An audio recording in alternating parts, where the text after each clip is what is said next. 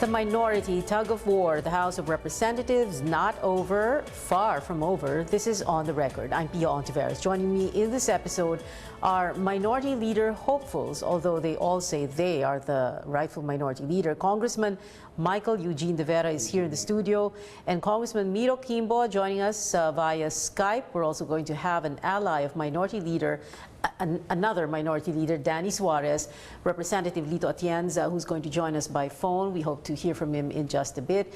Welcome to the show, Congressman De Vera and Congressman Quimbo. Well, welcome back to the show, Congressman Quimbo. You were here last week.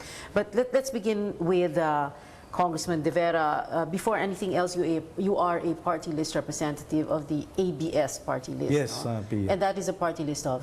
The professional, representing the professionals. Of course. And of course, a very witty take on a very popular television network, ABS. And it helps, no? Pag party list ka, tapos A ang umpisa. Yes. A ang umpisa. So yun ang unang-una nakikita ng mga tao. But anyway, okay. But you are a lawyer. Yes, ma'am. You took law, passed the bar. You're also a certified public accountant. Yes. And you were chief of staff of your former party list representative. Yes, right? that's correct. Now, from the very beginning, Congressman De Vera, you were with the minority, right? That's true. How did that happen? Beginning in 2016? Yes, it happened in 2016 when we were still at the commencement of the 17th Congress, at the start. Yeah. So at the start, we were together with Congressman Danny Suarez already. But during the voting, no, may I just recall and tell to you? Which voting are you talking about? During the speakership. At the commencement, during that time. 2016. 2016, okay, yes. July 2016. We were one, I am one of those who commencement abstained. of the 17th Congress, Yes. just to be clarified. I was one of those who abstained. So, okay, abstained between the choice of Bebot Alvarez. Suarez and Bagilat. Okay. Okay. You So, abstained because? Because I was not sure yet. I don't want yet to vote for. I don't want to vote for any speaker yet during that time. So I'm a new, neophyte representative. So I have to observe. Okay. So I abstained, and then. And because you abstain, you automatically become a member of the minority. Yes, because there was no minority yet during that time. So we were included in the pool of possible minority members, because you have a choice, either to be a minority or to become an independent. But again, you can also transfer again to the majority if they accept you. Yeah, all right. Okay, so we had this upheaval in the House of Representatives last week, July 23rd. The hours leading up to the President's State of the Nation address, it was an upheaval because it also, because it upset the entire schedule. It delayed the State of the Nation address by 1 hour and 15 minutes. But that morning, that's when you found out that something was going to happen? Yes, because of course it was already, it's like in the airwaves, no? Chispis. So suddenly, our minority leader during that time called us for a meeting, a very early meeting at 7:30. Your minority leader at the time, meaning? Was Danilo Suarez, Sir Danny. So we have and what did he say? Meeting. What did he say? He said that there is this, that the present leadership would be ousted. That refers to Speaker Alvarez. And said, I have heard the rumors, boss. I said. Yeah. And then. Did he say that Gloria Arroyo was going to be the candidate for Speaker? Yes, that's true. No? And then what did he say to you in the minority? Even on my part, I've heard from other sources that indeed the Speaker now, GMA, has already numbers. Right, in fact, during the meeting, I told them that I think the vote of Speaker Alvarez is already sinking, but I cannot be with you. I cannot side with you on this voting for Congresswoman GMA. You said I cannot side with you on voting for Congresswoman GMA because at the time Danny Suarez already said that and the others are going to vote for. Yes, because we had already met that morning, and therefore GMA. Yeah. So I told them I could not side with you, and then I'm sorry, but I told them in a polite manner that please understand me because I have to stay with the minority. And then before we part ways, during that morning because I have to attend to the caucus of the all-member caucus where Right, na tinawag naman ni Rudy Fariñas. because he's going to present the final draft of the Bangsamoro Organic Law, which I have been a part in the BICAM. No, I Yeah. participated too, Okay. so I'm very much interested with that. Okay. I told them politely and reminded them, Yeah, all right. please yeah. do not vote for the speakership because magugulo ang minority. Then Which is we what fight. happened now. Which is happened. So in the first session, meaning yung session in the morning after na in-adjourn yung 10 a.m. session, when, well, earlier you were saying, you were describing it as a rump session. Yes. There was no secretariat, there was no microphone, the mace wasn't there. Yeah. You did not vote. What did you do? I was there. I was observing within the plenary. I was inside, and when they asked for any objection, when they said any objection, I actually. You tried to object. I tried to object. But I shouted, nobody heard. objection. They objection. ignored They you. heard, but they ignored me. Okay. And then when they called my name, I said no, but they did not record because there's no. It's not organized. Yeah, okay. So how could you record all of these All right, things? and then Okay. there was that, there was a caucus of the PDP Laban that was called by the speaker at the time and by Rudy Fariñas. Yes. Of course, you wouldn't be there because you're not PDP No, I was Laban, there. but You were? I went Awesome. to, I asked the permission, I want to hear. And Ah, they you allowed want me to to be hear. there. And I was there. I Okay. witnessed all. Oh, all I right. witnessed all. There are around almost 100 PDP Right, labans right. At during the time. tinatanong ke-speaker ka ba? Ke-speaker ka ba? Yeah, Ganon. yeah, I'm sure. All right. And then in the afternoon, nag-session na naman, right? Pero wala na kayo doon. After first the meeting there with the PDP Laban, the morning session was adjourned. Remember that? Yeah. Okay. And then Okay. saka na lang Tapos yung hapon, wala na kayo doon? I You were was there You were after there. lunch. Okay. That is when they started the first ramp session. That is Alright. what I'm describing to you a while ago. Wherein Okay. they were trying to oust the speaker by starting another session or resuming the Okay, session. doon ka nag-object. Doon ako nag-object, Okay. but they ignored me. All right. Okay. So and then in the evening there was another After the sauna, yeah. another round of voting. No? Yes. After the sauna. By then you were not there, or you were I was not also there. no more because it was already adjourned. The Okay. sauna was adjourned. Okay. So because By the way, just before Yes. we go, I think the first score, is 161. They were able to get 161 during the first ramp session in favor of Speaker Right. GMA. Yeah. Right. Okay. Okay. So the effect of all of this is ang gulo nyo sa minority. yeah, that's true. But, because now you are saying, as Congressman Rudy Fariñas had said, ikaw ang rightful minority leader because ikaw lang ang naiwan sa original minority. That means the minority that was there at the commencement of the 17th Congress, July 2016. You are the rightful minority. That's what you're saying. You're the rightful minority leader. However, Danny Suarez is saying, siya dapat, because he was minority leader at the time, even if he voted for Gloria Arroyo as speaker. But there is also Miro Kimbo, who is heading the LP, the Liberal Party contingent in the House, heading the LP and Makabayan minority bloc. No? Yes. So how are we supposed to understand all of this? Yes, those are their claims. No, but this is my position on this matter. No, first, I am the existing minority during the time that GMA was being elected to the speakership. No, and I refer to Rule 2 and Section 8, which says that Rule 2, Section 8 of our rules. Rules of our the House. Rules of Okay. the House. Okay. No, that when you vote for the speaker, you automatically form part of the majority. You Because- cannot say in this case, as Danny Suarez and company say, I voted for Gloria Arroyo, but I want to remain in the minority. That's ridiculous. Even if Imagine- they ask you, even if they send a letter to the minority and ask you permission, can we join you? Di pwede? Pwede yun. Pwede. If they ask me, probably I have accepted them, no? But they don't recognize you na nga because ang feeling ni Danny Suarez, siya yung minority. No, because they abandoned me. Iniwanan nila ako sa minority. Yeah.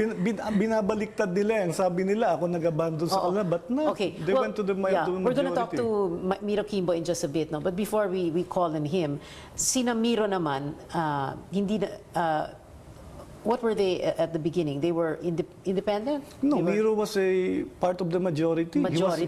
He is So, a deputy okay. speaker. So for now, even kasi ang explanation niya is that, well, nag-abstain kami sa botohan, yung kay Gloria, hindi ba? Yung And second therefore- ramp session. Oh, Okay. And therefore, kaming mga LP plus yung mga makabayan black congressmen, dapat ang tingin na sa amin ngayon ay minority. Hindi ba pwede yun?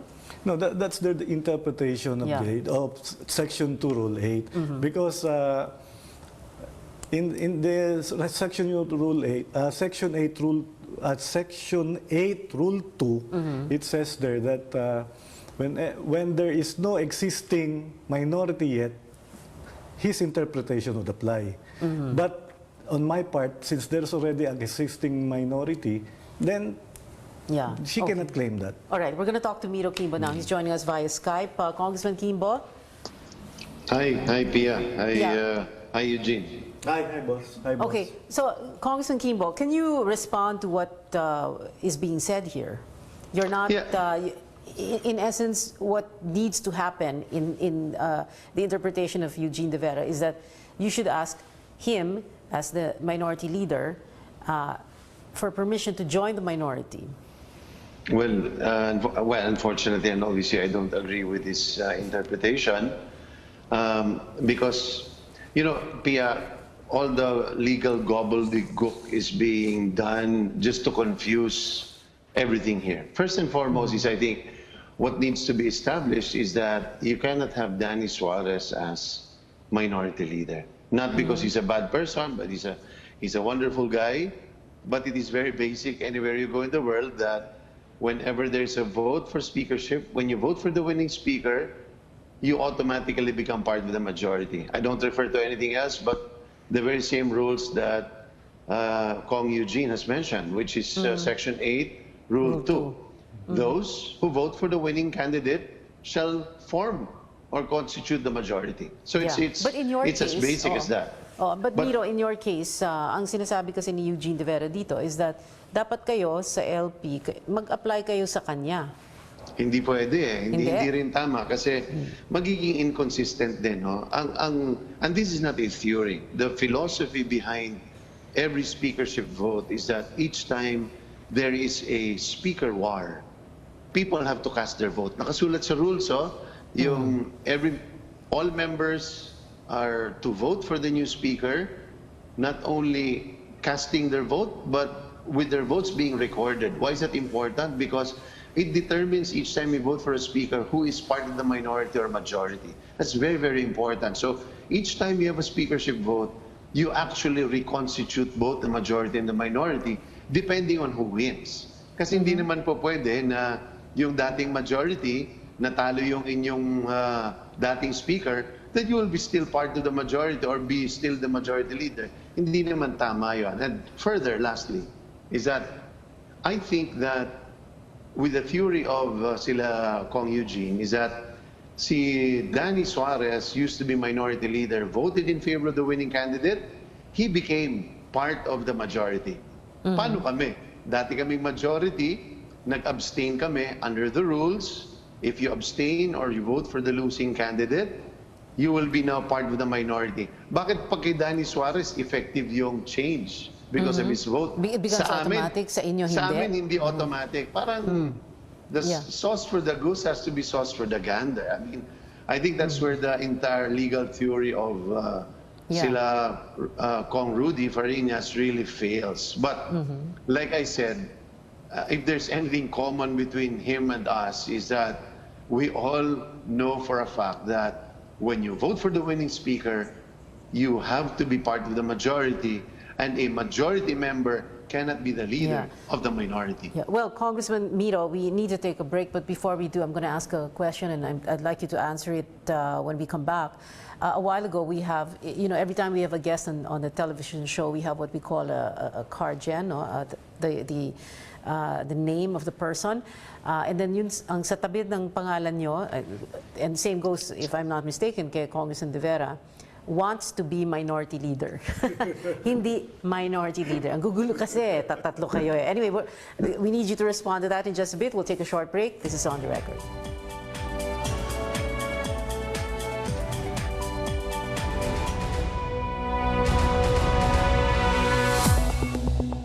This is On the Record. Still with us, Congressman Michael Eugene De Vera, Congressman Miro Quimbo joining us via Skype, and Minority Leader Danny Suarez's ally, Representative Lito Atienza joining us on the phone. But first, let's go to Miro Quimbo. I asked the question of you before you went to the break. Well, what do you think of that? Wants to be Minority Leader. We can't call any of you Minority Leader. I mean, how many minority leaders can there be anyway? Yeah, if I may, Pia, I think it calls upon the new leadership to resolve this matter in the soonest time possible. I think when you say new leadership, which leadership? Speaker GMA.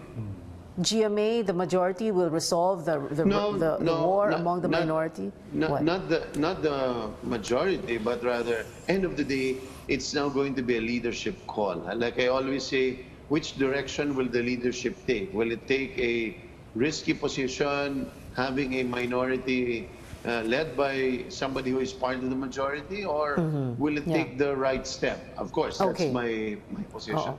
Okay, but right now what's happening is that apparently people are being recruited to join. Do you think what's happening is that they're trying to match how many are you? 26? No, your last count is 26, right? Yes, and Kimbo, you have 26. That's LP, Liberal Party plus Makabayan.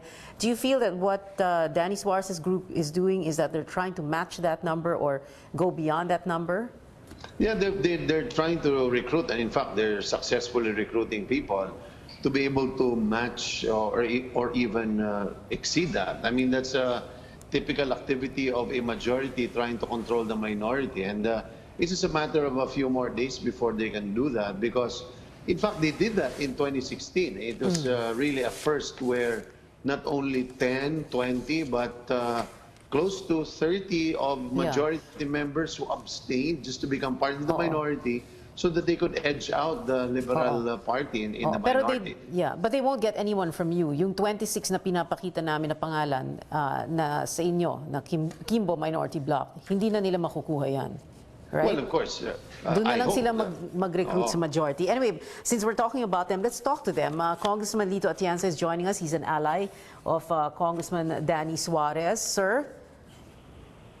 Congressman Atienza? Yes, good evening. Okay, well, sir, can you tell us first, right now what's happening is that Congressman Danny Suarez, in effect, is saying that he is the rightful minority leader, correct? Yes, Pia, right now what's going on is a lot of interpretation of the rules. We have rules in the House. We have to follow the rules. But the problem is we're interpreting it in different ways. Kaya merong hindi pagkakaintindihan. We're all friends, Yes. Michael De Vera, Congressman De Vera is a good friend of mine. We were together in the minority for 2 years. And Miro Quimbo is also an old friend of mine way back. So magkakaibigan kami. Okay. So we have to be governed in the House by the rules that are set and are in place. I'm glad that Congressman De Vera mentioned the organizational stage as covered by Rule 1, that in the beginning of the 17th Congress, we had to organize. Right. And we had to follow the rules. Who will comprise the minority? And in fact, through my question to Majority Leader Fariñas, I specified, sino ba ang boboto sa Minority Leader? Kasi merong another interpretation in the 16th Congress na kung sino yung mga hindi bumoto, yung mga nag-abstain, yan daw automatically ang minority leader. Minority leader, yung lumaban at tatalo, yun daw ang minority leader. I do not agree with that. I said, I believe that the minority members by choice, like me, I decided to join the minority because I want to fiscalize the Aquino administration. So sabi ko, I don't think, Aquino pa nun 2016? 2013. Okay. I'm talking about 2013. Okay. So I remained with the minority. But in 2016, I corrected that on the floor, and I was sustained by the majority that not necessarily yung lumaban ang magiging minority. Ang minority leadership will be decided by the members of the minority. And that's exactly what happened. But sir, how is it possible now that... We had an election, and Danny Suarez won the minority leadership. Yeah, okay. Well, I had asked... Kaya siya naging leader. Yeah, well, I had asked Congressman De Vera and Congressman Kimbo this question, so now I need to ask you also. No, just clarify to us, how is it possible that you and Danny Suarez and everybody else can be with the minority now, even if you voted for Gloria Arroyo as Speaker? Because that's provided for by the rules we have. Yun ang sinasabi ko eh. Hindi kami makapag-agree sa interpretation ng rules. Under rule number 2, andun yung term of office. Lahat ng mga bumuo ng minority in the organization of this Congress will remain with the minority for 3 years. Until no matter who you voted for in, for example, in an election. Let me give everybody a picture of the intention of the rules. Sabi nun, may term of office kami, 3 years. At the end of the 17th Congress, magkakaroon ng reorganization na naman ang Kongreso under the new set of elected congressmen of the 18th Congress. Okay, that's set, no? Merong term of office. Under rule number 3, meron naman sinasabi, in case of a declaration of vacancy in the speakership, majority of all members must vote. Majority of all members will decide. Whether majority or minority, walang classification that only majority members will vote. So kaya nung nagkaroon ng call for a decision last Monday, whether you belong to the majority or minority, you have to vote. You have to decide, do we declare a vacancy? And if there is a vacancy, whom do we choose as the next speaker? Again, that's a duty of each member, not necessarily majority or minority. Wala namang ibang opisina sinabing vacant, only the speaker. So we decided on that. And that's how the former president, GMA, got elected. And I voted for her because he was the only candidate. Hindi pwedeng mag-abstain ka or it doesn't mean anything. Hindi po pwedeng you and Danny Suarez and company will not vote for her so that you can still remain in the minority. If we were to go by the interpretation of Fariñas, De Vera, and Kimbo. I don't blame them for misinterpreting the rules because they would want to become the leader now. Kaya sabi ko nga ako, noong 2013, I remained as a minority. When they classified me as independent, I functioned very effectively as a fiscalizer. Okay, so Congressman... Pero on the other side now, sila naman ang nakaklassify na independent. If they really want the benefit for the people, really to benefit from the quality of our legislation, whether you are minority independent or whether you are the genuine minority, magtulungan na lang kami. Pero Gumawa kami ng quality legislation. But Congressman Atienza, what you're saying is that since you started as a member of the minority at the commencement of the 17th Congress, no matter how you vote, even if you voted for, in this case, Gloria Arroyo for Speaker, you are still with the minority. That's what you're saying? Yes, because hindi covered by any rule yan. Sila naglalagay ngayon ng panibagong meaning to the rule. Like what the 12th, 13th, 11th Congress created their own rules. So how should we refer? So how should we refer to Danny Suarez, minority leader? How should we refer to Miro Kimbo and Eugene De Vera? They would like to belong to the minority. They would like to belong to the minority. They should apply sa inyo. They should join the minority. All right, we have to take a quick break. Nobody is stopping them from joining the minority. All right, we have a process to follow. Okay, we need to take a very quick break. This is On the Record. Stay with us.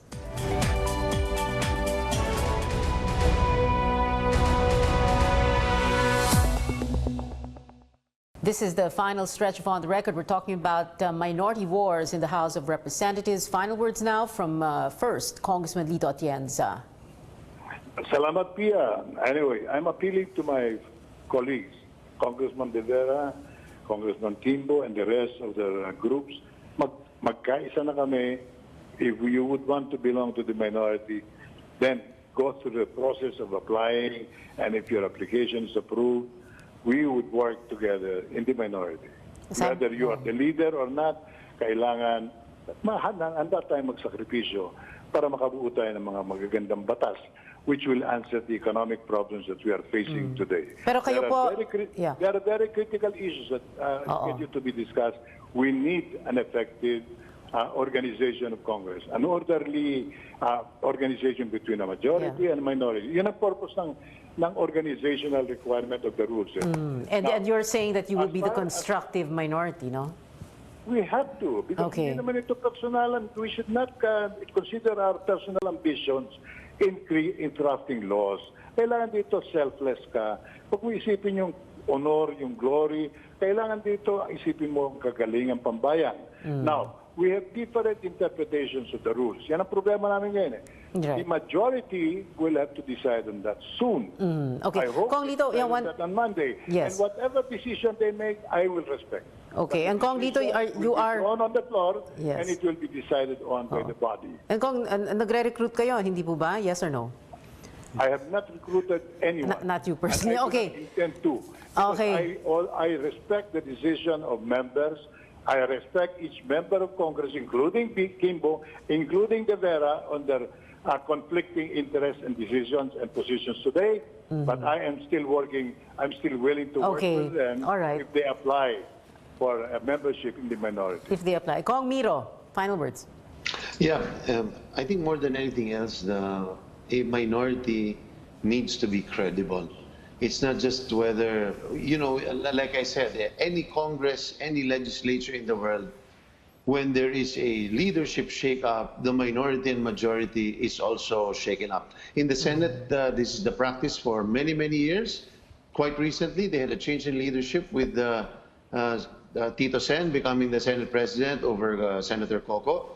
And all the minority members abstained because there was no opponent. In fact, the abstention was done purposely because they knew that even if there was no opponent, had they voted, they would not have retained their minority position, because each time you vote for a winning candidate, you become part of the majority because you are effectively a supporter of that. So I think the deeper concern here is that the minority needs to be credible so that the people can trust Congress. And you are saying, Miro Kimbo, that you are the credible minority. What I'm saying is it cannot be credible if you are a product, if in fact you are a part of the majority. I think that's the biggest anachronism, if to say the least. Although there is the criticism of some of you that you were supportive of the majority before, nung kay Alvarez, hindi ba? Well, absolutely. It's not a criticism. It's the truth. It's the truth. Okay. But like any leadership change, you criticize. We participated in changing the leader, but we were not in agreement on who the choice was. Okay. That's where we parted ways Naku, with the rest of the 7:30 na. majority. Okay, martial law na talaga ngayon kasi hindi na pwede. So, overtime na tayo. Congressman De Vera, 20 Yes, ma'am. seconds. Pursuant to the rules of the House of Representatives, I am the minority leader. And now, look at my members now. These are the members who were ousted by the new speaker. So, of course, if you was ousted by the new speaker, this is now the minority group. So I accepted that. We have And now what you're saying Alvarez. is kung gusto ni Danny Suarez etc. sumali sa inyo, at kung gusto ni Miro Kimbo na sumali sa minority, They dapat come to mag-apply me. sa inyo. Then I will think first if I will accept them or not. All right. Because I have Okay. that discretion. But look at us to now. No? All right. Ito lang po. I'm with Speaker Bebot Alvarez, Rudy Fariñas, Lucy Torres, Ray Umali, Ugig Mercado, Arnel T. Okay. Oh, big time. I mean, We're they also could really, these are good people, good legislators, and we will be a good minority group. All right. We're also big time overtime. Maraming Yes, salamat ma'am. po to our Thank you. guests tonight. That is on the record this week. Thank you for watching. I'm Pia Hontiveros.